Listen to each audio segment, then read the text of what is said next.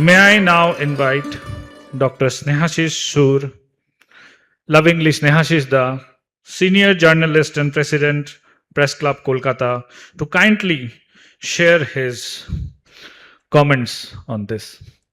Snehashish Da, please. Thank you, Abhishek. Warm good morning to one and all, Your Excellencies, business leaders, and the delegates from India and Japan. This fifth session of IJBC is taking place in the city of joy. IJBC has a mandate. Along with trade and business, there is culture.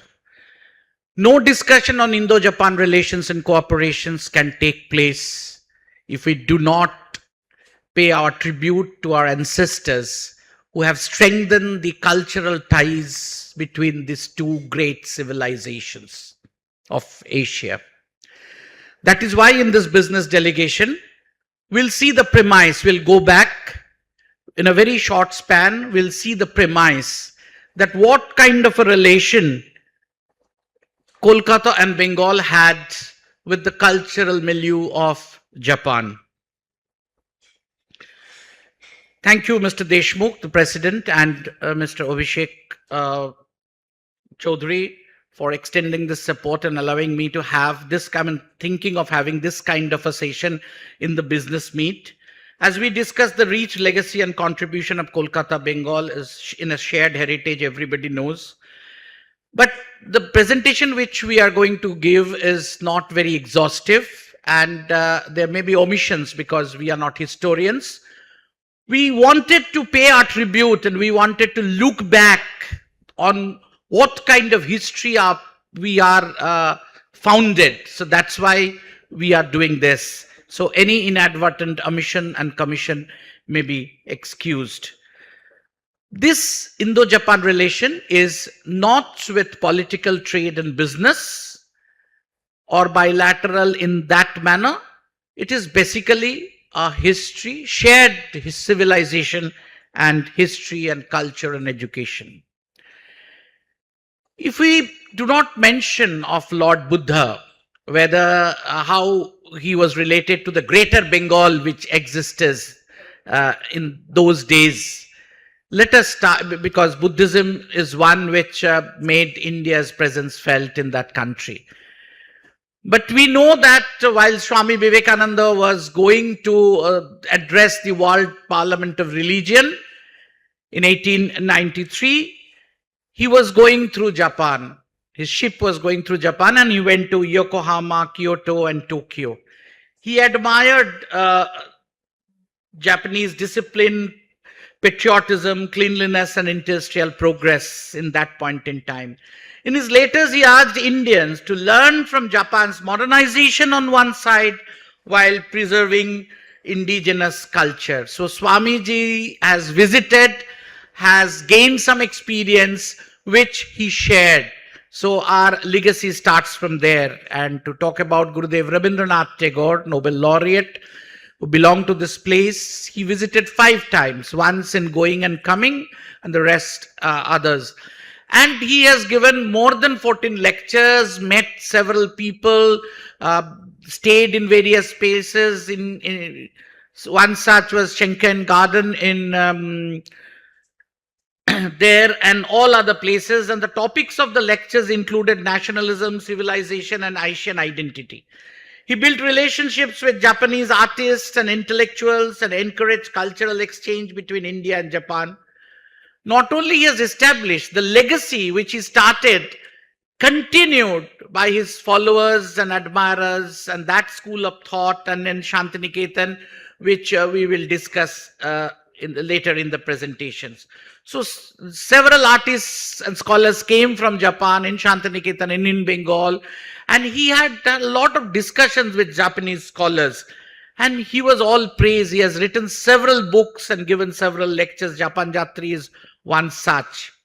Rashbihari Basu, one revolutionary who had to escape from Kolkata, took refuge in Japan, got married to a Japanese family, got settled, and he only helped organize the Indian Independence League, mobilized Japanese support for Indian freedom movement, and laid foundations for the Indian National Army, which he handed over to Netaji Subhash Chandra Bose. There is a prehistory of INA. He is remembered in Japan as a symbol of Indo-Japanese friendship, we all know, and he belonged to this place. And Japanese curry, which he introduced, is still popular. This we need not talk about. We all know what Netaji Subhash Bose's contribution in Indo-Japan and what support he got it and what he could do. And in Azad Hind government and Indian National Army, the Japan support. And it was crucial in INA's operations in Burma and Northeast India. Bose-Japan cooperation remains a major chapter in India-Japan's history. Justice Radha Vinod Pal, this is slightly lesser known. Now, after World War II, Justice Pal served as an international military tribunal, the picture of which you see, and he only gave the dissenting judgment, arguing that the tribunal reflected the victor's justice. As we say, history is written by the conqueror. Similarly, that was a lopsided judgment, which he pointed out, and that's why the final judgment looked a different shape. His opinion remains highly respected by many in Japan, and Japan commentators commemorates him through memorials, academic discussions, public recognition. There is a memorial there for him. Sister Nivedita, he might have not visited Japan. She's a disciple of Swami Vivekananda and a social reformer. Somehow or other, he got in touch with Okakura, Kakuzo Okakura, one of the most important cultural personalities, art historian, who came and got introduced to Tagore family by Sister Nivedita, because sister was close to Tagore family. And then the history was created. Gurudev Rabindranath Tagore, Abanindranath and all, a Bengal school of artists. There was a lot of influence by Okakura. And sister's contribution in introducing Okakura, mediating between Japan and Bengali artists, encouraging the Bengal School of Art, facilitating the visit of Japanese artists, intellectual collaborations in various ways. He also influenced Rabindranath Tagore. Gurudev started thinking of visiting, but his visit came on a slightly later days. It was materialized little later. She was patron of young artists. So her area was different. But she wrote extensively on arts, especially on Japanese art, and saw that Japanese artists and Indian artists come together and the Bengal school of painting gets enriched. Now, it's a wonderful thing. She was basically a religious worker, a social reformer, but in art and culture, her contribution is endless. So on this occasion, we pay a respect to Sister Nivedita. Two eminent scientists, Jagadish Chandra Bose, we all know, he visited Japan and gave lectures. Acharya Prafulla Chandra Bose has never gone to Japan, but he was of high praise. And he wanted to see that Japanese technology can be brought into Bengal and in India, and some utilities can be made out of it. So these two are very eminent scientists of that age, and they were very closely associated with Japan. Now, as I was telling you, that it was not only Gurudev Rabindranath Tagore alone.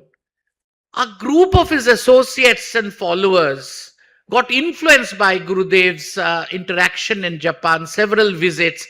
Many of them accompanied in his trips, and many of them got introduced to Japanese artists like Abanindranath Tagore.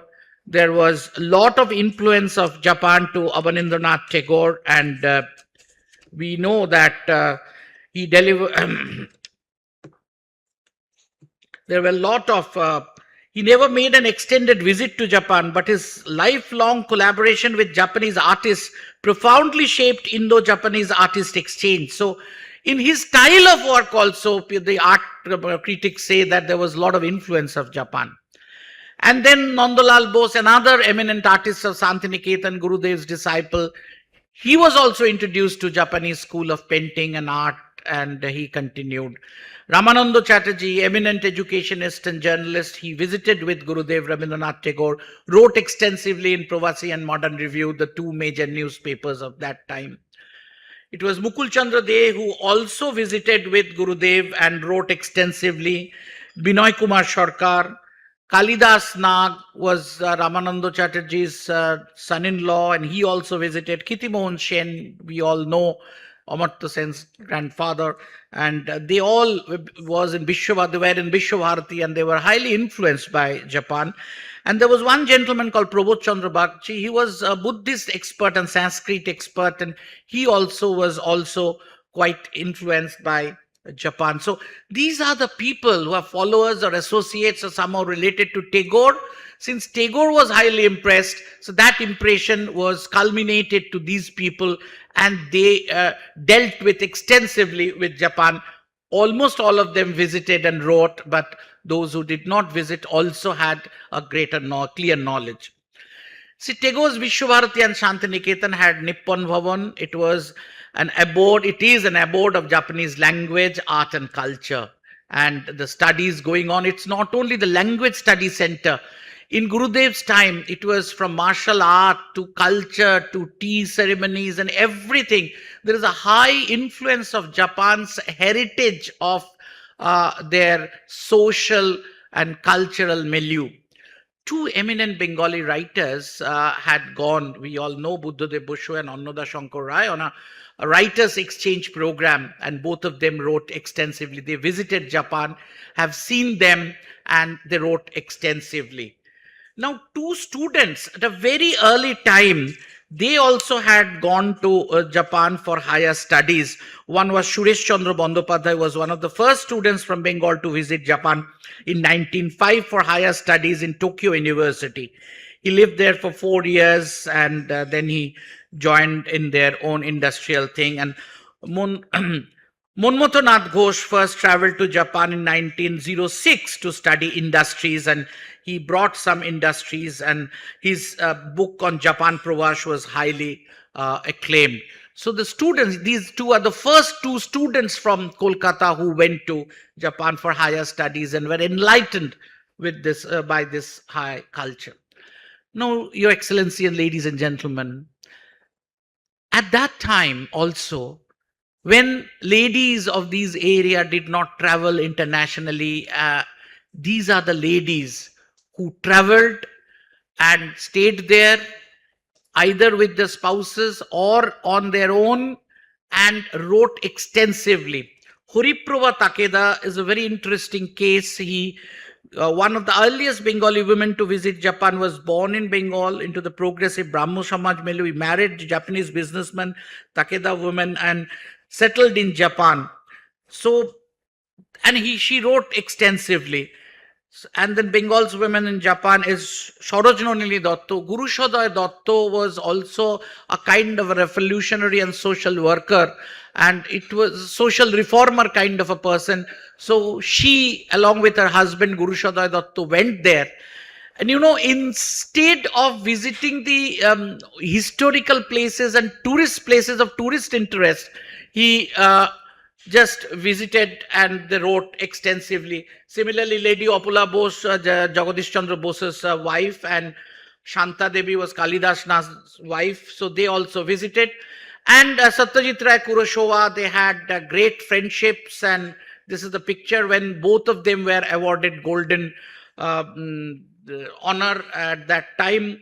So that was, you know, in the later stage, this connection was of great importance, at least in the film. Now we come to the influence of Japanese intellectuals on Bengal art and culture. Okakura Kakuzo, I was just referring to, that he was the art historian. Yono Naguchi, you all know that the debate between Gurudev Rabindranath Tagore and Naguchi on nationalism and internationalism is a great historical debate. And all other persons, Jinosuke Suno, Shikoto Hori, they came in the early days, and then Yoma Taiken, Hishika Shansi, they all came to Shantiniketan either for studies or to display, to teach martial arts and all.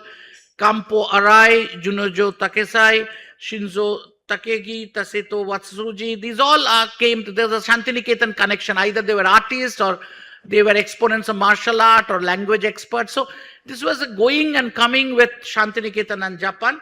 and Kajuo Ajuma, a contemporary cultural ambassador who translated Gurudev Rabindranath Tagore, who stayed in Shantiniketan, who was instrumental in establishing Nippon Bhavan in Shantiniketan. And this is Robindra Okakura Bhavan in Salt Lake, the embodiment of the present day Indo-Japan relations of the city itself. And on the other side, we see the Kolkata's influence in Japan, that is the Nippon Vedanta Kaioki, the Vedanta Society of Japan, which is still there, which is a unit of Ramakrishna Mission, of the Ramakrishna Order, which is there. And this is the International Yoga Day, which takes place in Japan. So the cultural exchanges are still continuing. And that's it. This is the rich history we shared. And from this take-off point, you'd like to go forward, which the conference will do it.